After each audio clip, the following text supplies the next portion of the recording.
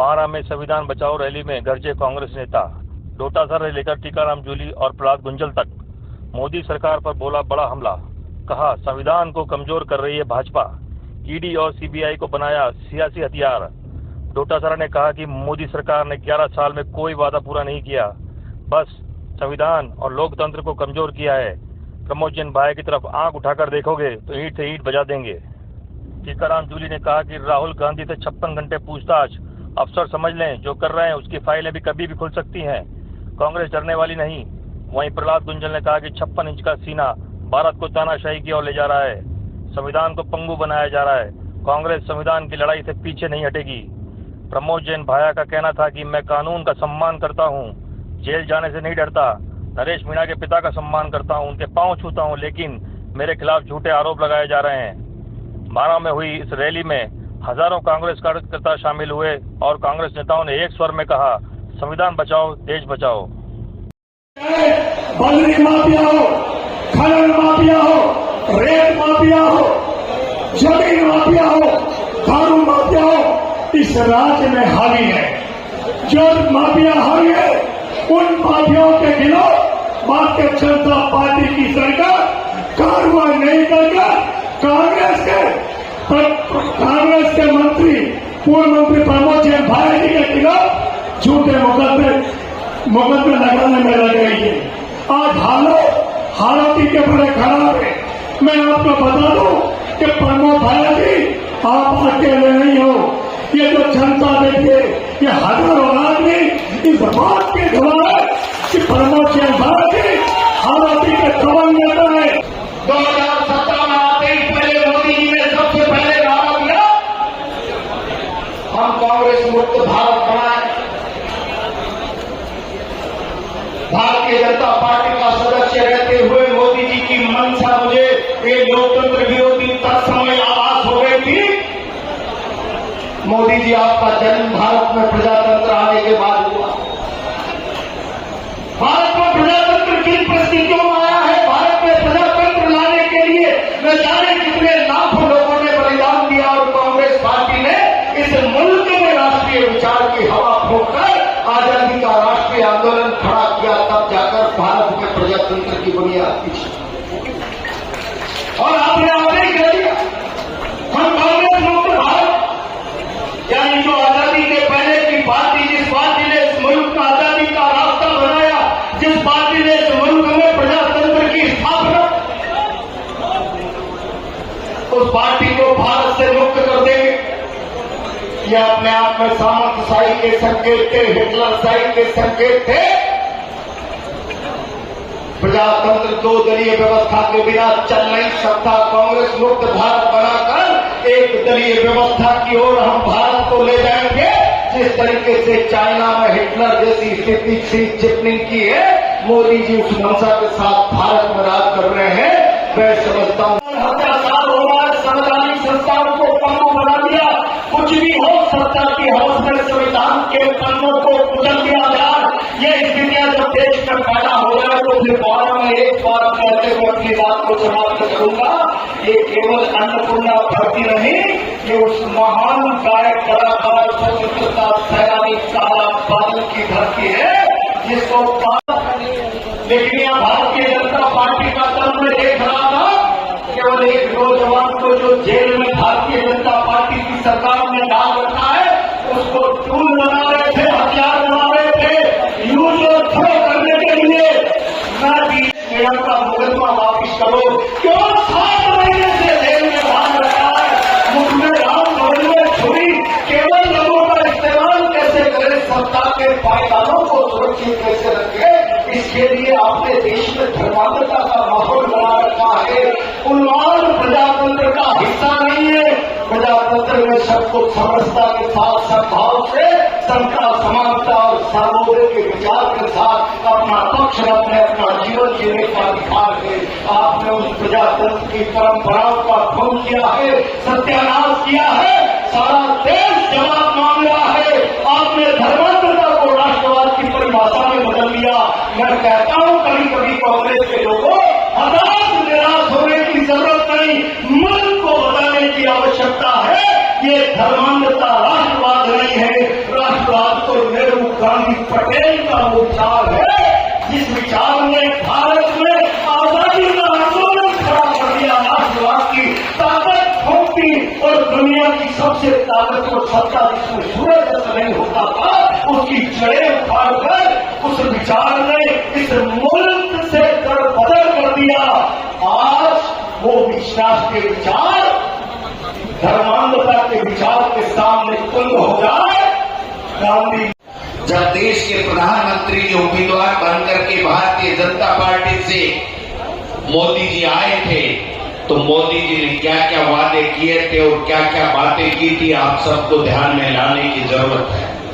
उन्होंने कहा था बेरोजगारी समाप्त करूंगा, महंगाई कम करूंगा, किसान नीति बना करके 2022 में किसान की आमदनी दोगुनी करूंगा, विदेश नीति ठीक करूंगा, पाकिस्तान को लाल आंखें दिखाऊंगा, एक के बदले 10 सिर ला करके दिखाऊंगा, अमेरिका के सामने नहीं गिड़गिड़ाऊंगा, और पता नहीं कितने कितने वादे किए थे।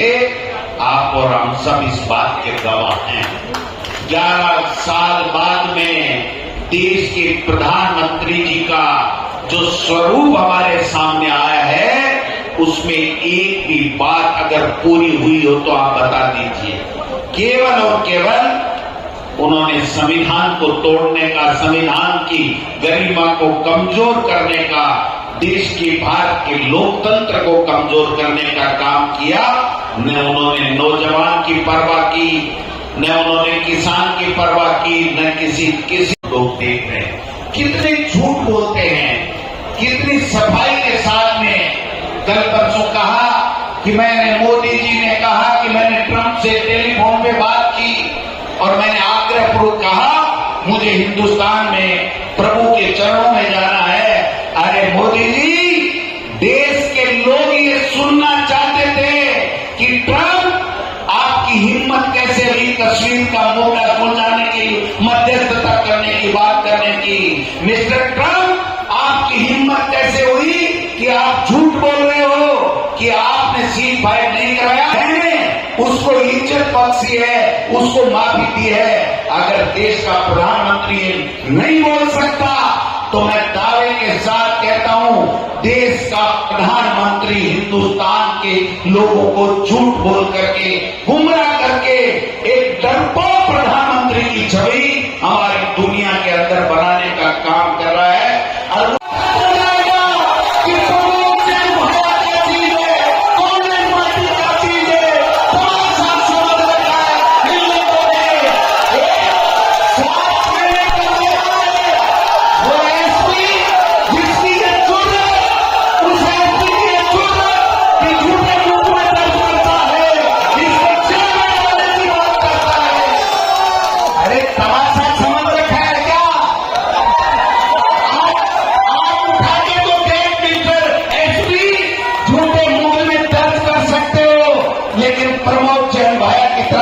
उठा के नहीं जाते।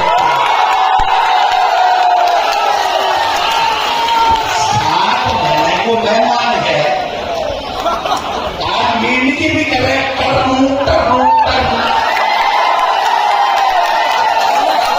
7 महीने का मेहमान है होंगे यार, और भर्ती का रोग दिखाता है। अगर कोई अपराधी है, अगर किसी ने गलत काम किया है, तो जो कानून कहता वो करो, लेकिन डरा करके यहां भारतीय जनता पार्टी का पिट्ठू गुलाम बन करके अगर कोई अधिकारी चलेगा तो उसको हम लोग बता देंगे कि कांग्रेस क्या चीज है। ज्यादा नहीं बोल रहा हूं, आने दो समय, एक एक का हिसाब चूकता नहीं किया तो मेरा एक एक का हिसाब चूकता करेंगे। भाषा बना लिया। एक इतने वरिष्ठ नेता ये 2 ट्रॉली मिट्टी खोदेगा, क्या शर्म की बात है। फर्जी पट्टे देगा, क्या किसी को मराने के लिए सुपारी देगा। तो तुम्हारी तो पुलिस क्या कर रही है, फिर करो गिरफ्तार, तुमने दम तो करो।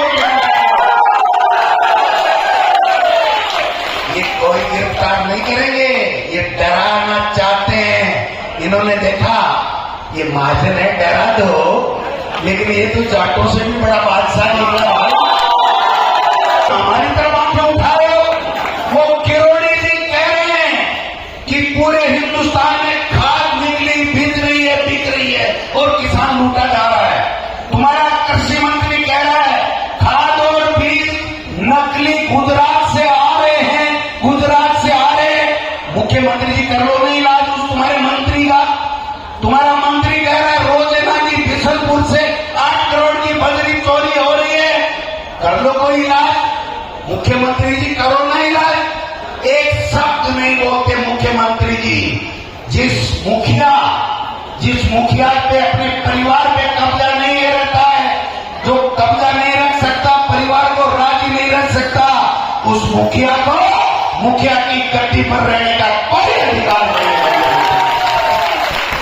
इसलिए चिंता करने की बात नहीं, आज तो ट्रेलर है।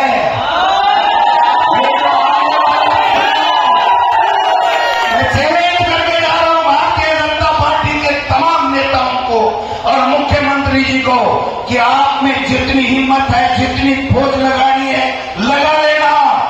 हमारा प्रमोद जैन भाया राजस्थान की विधानसभा में विदाई पढ़ के जाएगा।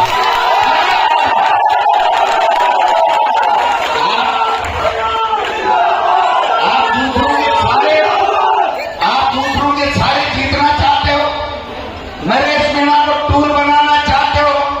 7 महीने से नरेश मीणा को किसने जेल में डाल रखा है?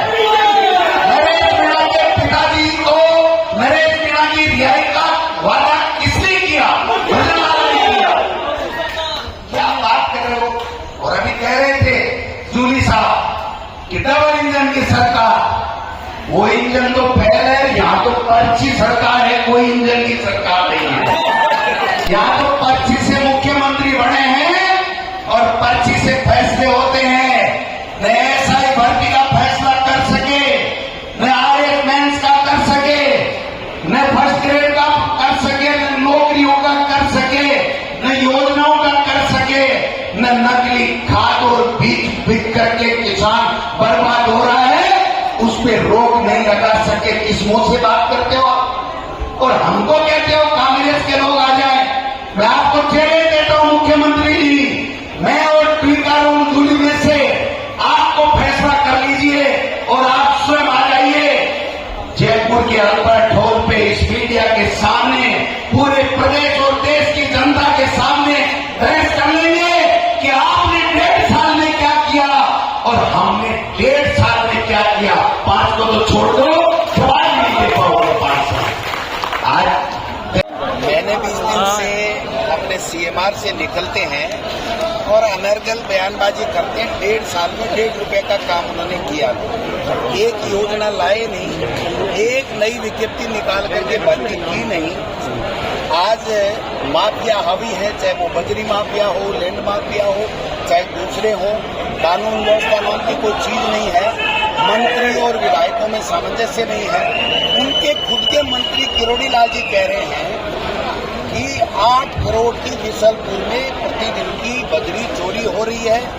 किरोड़ी लाल जी ये भी कहते हैं कि खाद और बीज नकली बिक रहे हैं और गुजरात से आ रहे हैं, पूरे देश में बिक रहे हैं। उसके बावजूद मुख्यमंत्री जी मुंह नहीं खोलते हैं और हम लोगों के ट्वीट के ऊपर वो तंज कसते हैं। मैंने तो इतना ही कहा है कि हम ट्वीट तो ढंग से कर लेते हैं, आप तो सरकार को छोड़ो, वो तो चलना आपके बस में है ही नहीं, क्योंकि आप पर्ची से काम करोगे। लेकिन हम ट्वीट ढंग से करते हैं, आप अपना ट्वीट तो ढंग से कर दो, उसके बाद